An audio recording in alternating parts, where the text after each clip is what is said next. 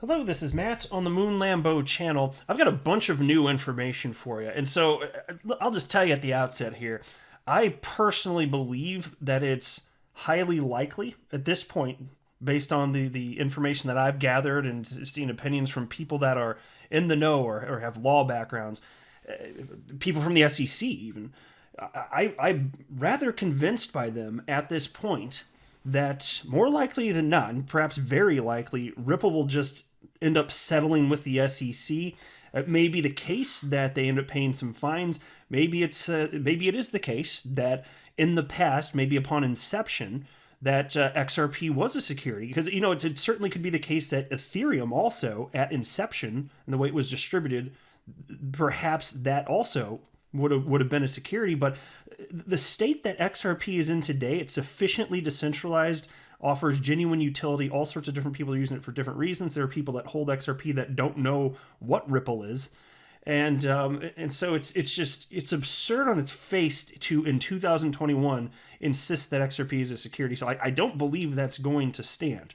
Now, of course, that's of crucial importance here, but I'm going to highlight some stuff for you in this video. Here's a new piece. This is from Herald Sheets titled, SEC Commissioner Hester Peirce Breaks Silence Over SEC's Lawsuit Against Ripple. I'm also going to share with you a couple opinions from a lawyer who has a channel on YouTube that I came across, and it's not a crypto channel. He was just talking about a case that he was interested in, Ripple versus the SEC. Well, how about that one? You want to guess what he thinks? It's interesting here. I'll just tell you. I'll give you the specifics in the future, but he does not think that the SEC is going to have a good time. And then there was also this headline from Crypto Newsflash. CEOs of Uphold and Abra accuse SEC of blunders. Settlement likely? ?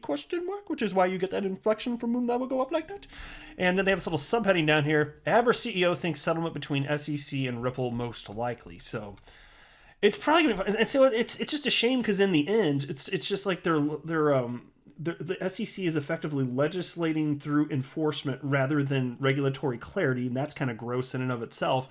And it's unfortunate because I don't blame any XRP holder that exited or reduced their XRP position. I don't blame them one bit. It's more scary. It's admittedly riskier to hold XRP as a result of all of this. I'm not going to pretend it's not here. I want to be a realist with you. It doesn't change my conviction about the long-term viability of XRP, and it didn't cause me to sell any of my XRP.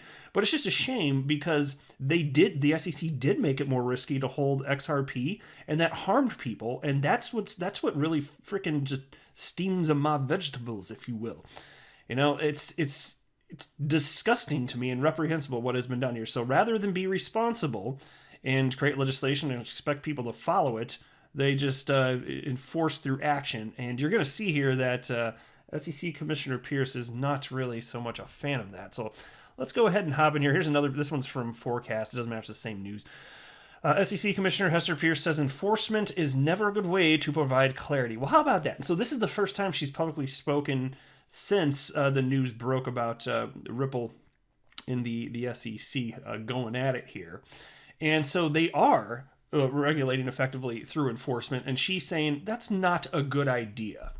How about that? I don't think it's a good idea either. I think that it harms investors, frankly. I believe that I've been harmed because as this is not some sort of like snowflake plea. I'm just stating factual. Like billions and billions and billions of dollars have evaporated because of the SEC. So I think it's fair to state that we've all been harmed as XRP holders. Anyway, U.S. Securities and Exchange Commission Commissioner Hester Peirce said the SEC could do better on clarity on regulation and that enforcement isn't always the best way to provide guidance. Peirce made her first public remarks since the SEC's lawsuit against Ripple in an exclusive interview with Forecast News editor-in-chief Angie Law. In December last year, the SEC filed a lawsuit against cryptocurrency platform Ripple Labs Inc., its CEO Brad Garlinghouse and chairman Chris Larson, for allegedly raising over $1.3 billion through the sale of digital assets known as XRP as an unregistered securities offering. And look, I want to be clear also, I don't have a law background of any kind. I'm just doing the best I can to learn publicly available knowledge. And happy to share what I learn, and I love learning from you as well. I also do not have a financial background of any kind. I am not offering financial advice, and you should not buy or sell anything because of anything I say or write. But the lawsuit also said that Larson and Garlinghouse effected personal unregistered sales of XRP totaling approximately $600 million. And here's a quote. I don't want to speak to any particular cryptocurrency, whether it's in litigation with us or not in litigation with us, but I think everyone has to look at the facts and circumstances. That's a quote from Hester Pierce. She declined to comment specifically on the Ripple lawsuit given the ongoing litigation and expressed that her views were her own and not necessarily those of the SEC or her fellow commissioners. And let me go down a little bit further because this goes into, I quote some stuff from Brad Garlinghouse, which I think I've covered sufficiently on this channel. I mean, those are comments from a couple days ago. I want to go down here a little bit. Here we go. 5 SEC commissioners vote on adopting rules or authorizing enforcement actions, with 3 commissioners required for a quorum. In enforcement actions, it's often a unanimous vote, but it's sometimes not. Once that vote has been taken, the litigation moves forward, Pierce said. Now check this out. Often, you'll see that the litigation ends in a settlement. Sometimes it goes through the litigation actually plays out in court, and the litigation actually plays out in court. Now, that's key. I'm going to circle back to that in a couple minutes. Again, let me read this as a quote from Hester. Often, you'll see that the litigation ends in settlement. Sometimes it goes through, and the litigation actually plays out in court. All right, let me get on a little bit further. Maybe that is the vast majority of what I want to cover in this piece. Just want to make sure. Yeah. Okay, yeah, that's it. Okay, actually, let's just jump into this. And so I came across this because YouTube is freaking awesome. I love YouTube so much. Its algorithm, it knows what you want to watch. It knows what you will enjoy here. And so here's this channel, YouTube channel called Legal Briefs. Never heard of it before today. And so there's this lawyer that runs and he just gives his take on like just various things, not necessarily all crypto related. But this video popped up, and it's now got 50,000 views from 4 days ago, titled Lawyer Analyzes the SEC vs. Ripple /XRP Lawsuit. And then you can see the thumbnail, it states, XRP is not dead, SEC vs. Ripple. And so in watching this, it was rather fascinating. He went on to cite that the strong majority of cases brought about by the SEC don't go to trial. Most of them, there's just a settlement. And it would certainly be in the best interest of Ripple to settle rather than drag this out, because you'd be looking at something, my gosh, it could be years. Like because if Ripple were to lose, then you're talking about an appeal process. I mean, it could literally go on for years and years and years, and that just doesn't seem likely. I don't know that the SEC would even want that. I suspect.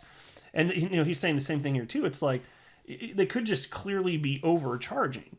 And so if you want all the specifics on his lawyer take, I'm not going to regurgitate everything that he cited in the video. But if you do want to check it out, just type in Legal Briefs. It'll pop up and you can see that's the video that I'm talking about. That's why YouTube's fantastic. Like, it knew that I would like that video. It's just one of those things where like it suggests stuff to you.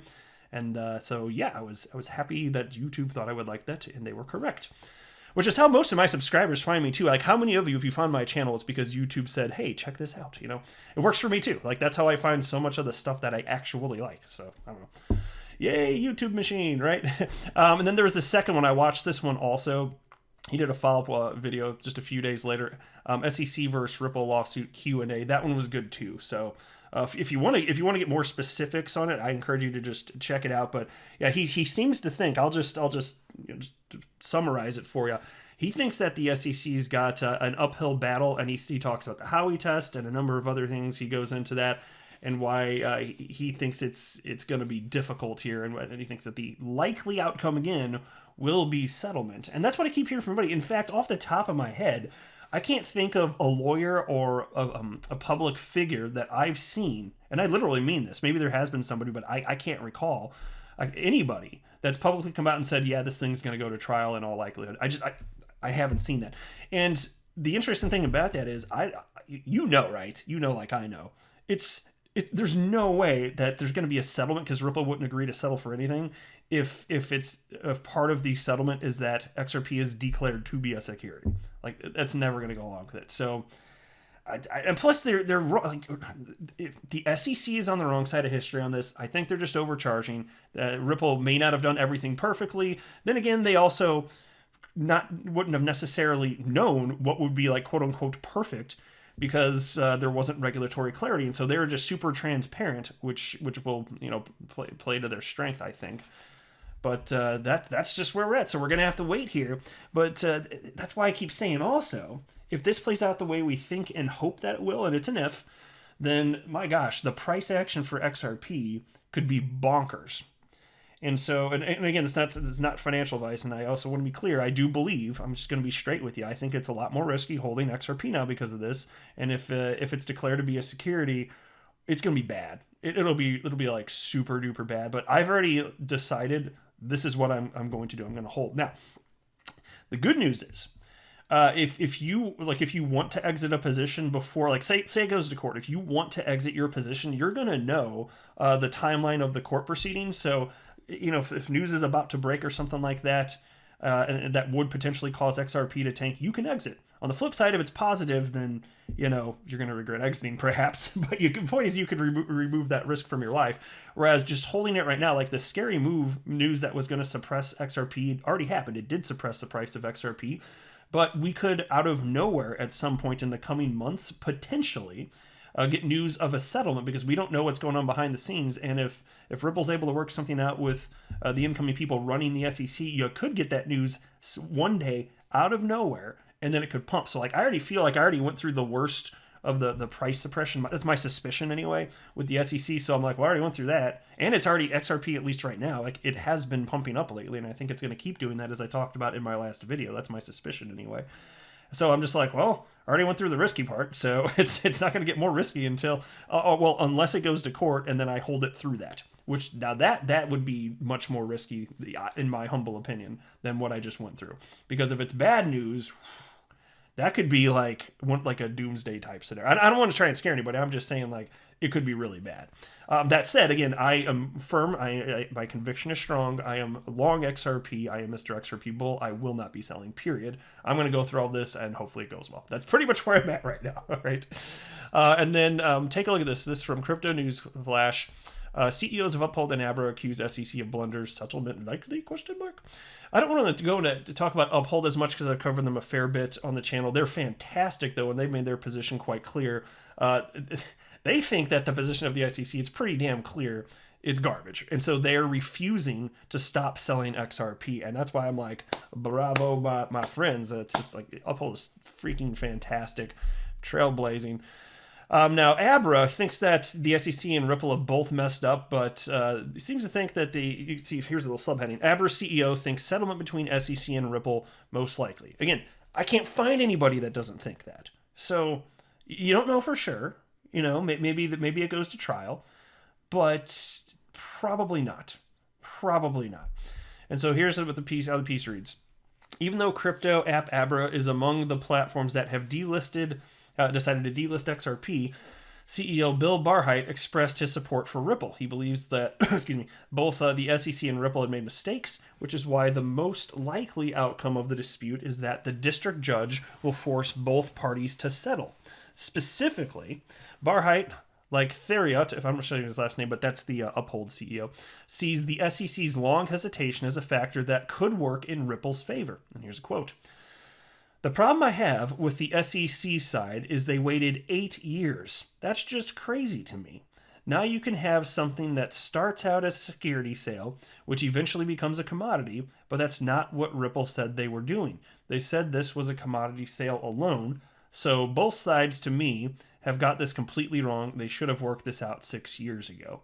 Yeah, well, Ripple was transparent, and they were looking for that, but the SEC didn't want to do anything, and it will play to their favor, I certainly believe. And especially, because look, you understand how bad this is going to be for the crypto asset class. Like, what is not a security? If XRP is a security, then like what is not? Because that's how all coins pretty much started. Not literally, but almost. Through sales. And so maybe at beginning they were securities but aren't now. And so that's why You know, and this other lawyer, the Legal Briefs lawyer, if you want to go check him out, one of the things he was also saying, he was just talking about this idea of this is really going to, a big purpose for this is just to get like enforced through, or at least maybe, you know, come up with benchmarks, whatever you want to call it, through enforcement, which again, I already said, I believe is disgusting, but he thinks that's the case, but it's really going to do more. The purpose of this, he thinks, is that it's going to do more to provide guidance for entities that are brand new, relatively new, or moving forward that want to do something, be like, okay, so here's what we're going to have to deal with. Whereas with Ripple, who's, you know, they've been doing what they've been doing with XRP for the better part of a decade, for someone like them, he thinks that it's more likely that there will be a settlement and not going to horrendously impact them forever. But for smaller entities, newer, moving forward, yeah, it's more so for them. And so it's a gross way to go about getting some sort of clarity. But that's the way that he was looking at this, you know, and perhaps the intent of the SEC all along, which is gross because, you know, we're the people that are taking the brunt of this. We as XRP holders. So even so, though, I'm still optimistic for the future. I don't know what it's going to look like for sure. I'm just telling you based on what people are saying, the way that I've been swayed, because I've been just getting opinions from a whole bunch of lawyers, this or that, and I haven't found one, again, that thinks that this thing's going to go to trial. And I hope it doesn't. I really hope that it doesn't. Because that would be the scariest thing, because like in the days leading up to a final conclusion, I think I'll be nervous if we get to that point. Because I'll be like, okay, well, this is either going to be really good or really bad. Flip a coin, you know, I'm not sure. But, you know, that's why I'm hoping one day I'll wake up and there'll just be news all over crypto media and Twitter that there's some sort of magical settlement, and then I'll have the pleasure of reporting on that in a YouTube video. That's what I'm hoping for, so we'll see. But I will go ahead and wrap up there. Thank you very, very much for stopping by, my friends. I do appreciate the support. I am not a financial advisor. Do not buy or sell anything because of anything that I say or write. That would be a very, very, very bad idea. Until next time, to the moon, Lambo.